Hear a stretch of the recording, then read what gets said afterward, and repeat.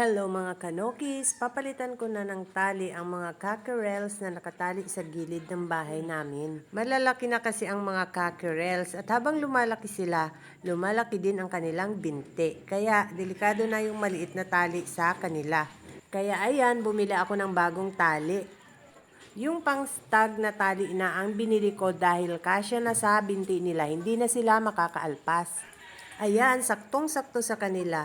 Meron din niyang sapin para hindi sila masaktan pag hinihila nila ang tali. Malapit nang mag 5 months ang mga cockerels namin kaya ayan, malalaki na sila. Ayan. Ito yung pang stag na tali. Itong isa papalitan ko din.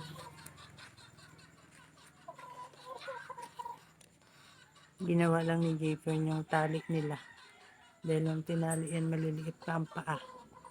Papalitan ko ng tali ngayon. Bubulan ko muna dito.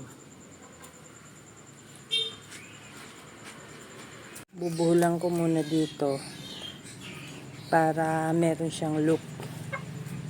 Ayan. Tapos itong dulo, dito ibubuhol sa likod ng pinagtalian kanina. Ayan. Ayan. Para may look siyang ganyan. Tapos itatali na natin siya dito sa dulo.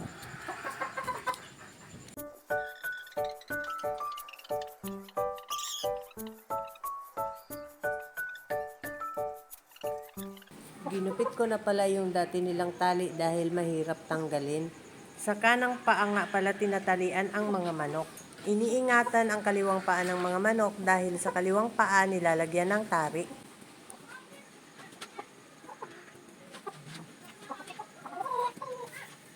Tinanggal ko na rin yung lumang tali para hindi mapahabid ang manok.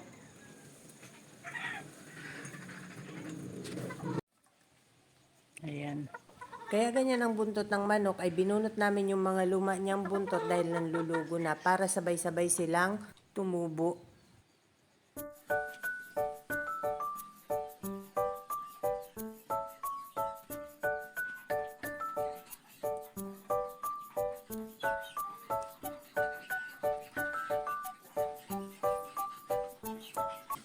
Mapurol na yata ang gunting namin, hindi ko na maputol ang tali ng manok. Kaya ayan, hirap na hirap ako magputol ng tali. Matibay yung ginamit na pantali ni Jayfern, kaya ang hirap putulin. Kaya habang pinuputol ko, biglang pumalag ang manok. Kaya ayan, muntik ko nang mabitawan.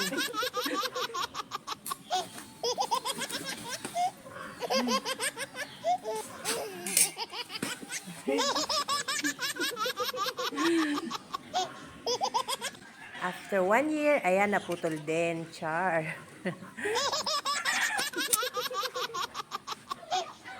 Ayan, itinali ko na nga. Isinulot ko lang sa kanang paa at pagkatapos hinila ko para humigpit ang tali. Ayan. That's all, guys. Thank you so much for watching. Please like, share, and follow for more. Bye!